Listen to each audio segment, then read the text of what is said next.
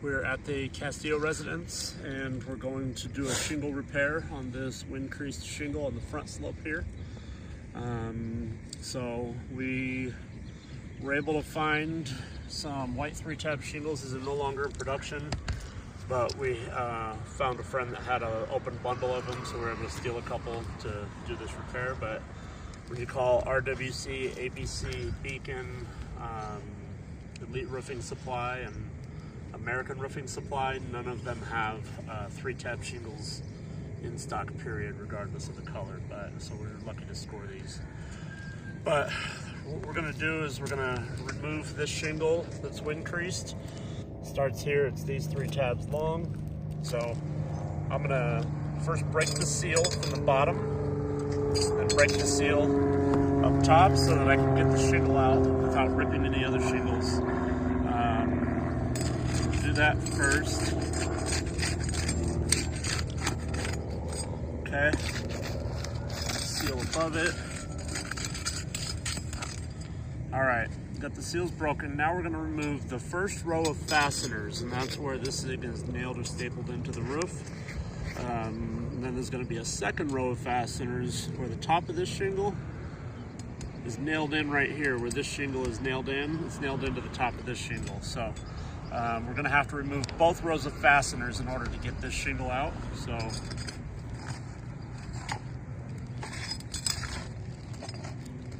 feel our way around. Okay,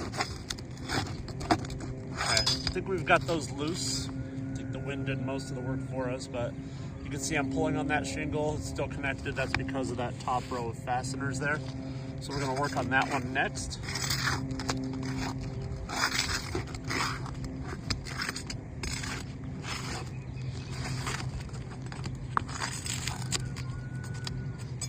Okay, now, it's still not coming out, and I think one of the reasons for that is the fasteners are still in place. Even though they're pulled out, they're still in the shingle. So I'm gonna try to feel it from underneath.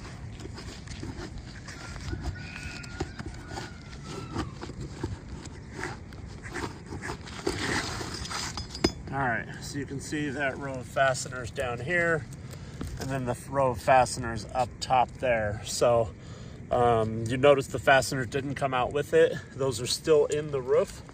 We're gonna have to get those out so it doesn't impede our new shingle going in. So we're gonna find those.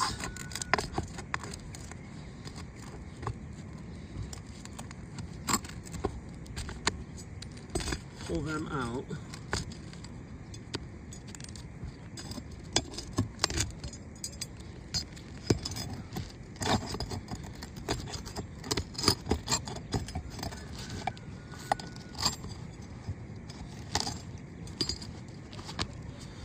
All right, that's the first row.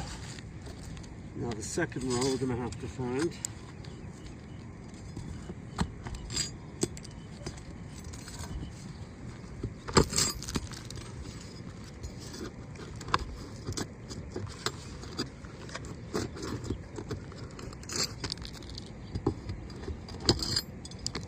All right, so I think all the fasteners are out.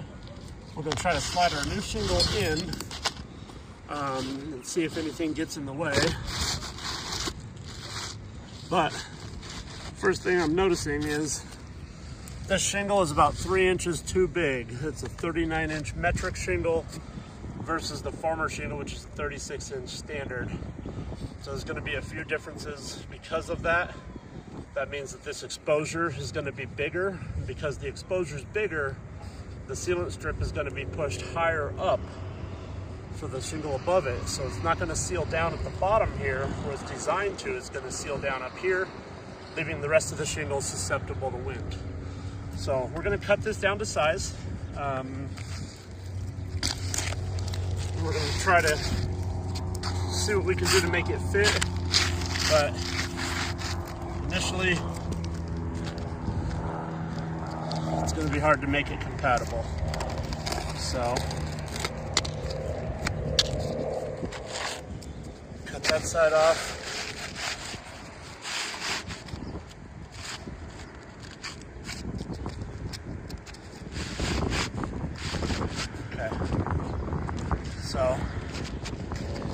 got our shingle aligned here at the bottom. You can see about halfway up the next shingle, that sealant strip, how high it's placed. It's supposed to be down here. It's placed about 2 inches higher than it's supposed to be because these are different shingle manufacturers and they don't interlock the way that they were designed to.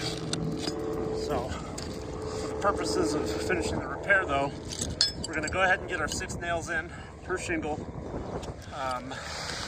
Now in order to have access to nail this in flush so that it doesn't sit sideways and keep the shingle from sealing down, we got to be able to manipulate those shingles up high enough to drive our hammer in.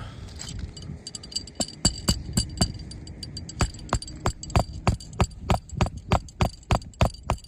you can see during the video, all the granules popping up from that last shingle.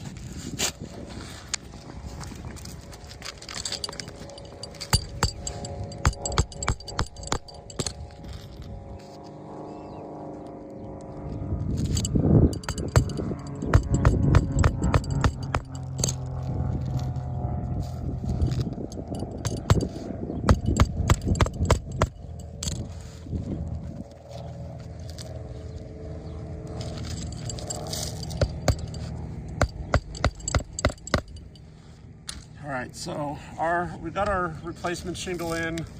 Again, it doesn't line up from the sealant strip standpoint. Another note on the sealant strip is the sealant strips are designed in a pattern. And they're designed with proprietary sealing mechanisms or bonding mechanisms, where those are designed to seal to the composition of the shingle that they're manufactured for. They're not designed to seal to every shingle, so every shingle on the market. So not only is the sealant strip placement off from an interlocking standpoint, the technologies and the patterns are off from what the shingle on the roof is designed for, because all manufacturers do that with their own products. So that's issue number one. Issue number two is from the manipulation of the shingles in order to access nailing it in the right way. You can see this shingle is now damaged. All of these granules, just barely wiping that away. So this shingle creased under the pressure of manipulation in order for access to get the nails in the right way. So now this shingle, you can see it's happened all the way across, even on the next shingle. So this shingle's damaged, or these 2 shingles are damaged above this one. Every shingle has 2 above it. So what we're gonna see as we go on to repair the next 2 shingles above it is we're gonna see a cascading effect, because that's gonna happen to every shingle above that one, the 2 above that one, all the way up into the ridge. So in the areas that we have to repair on this roof, we're gonna be causing a lot more damage. So we're gonna pause repairs as of today. We're gonna go ahead and get some tarps up because this repair has compromised more of the roof, and we want to make sure we protect the home while we figure this out.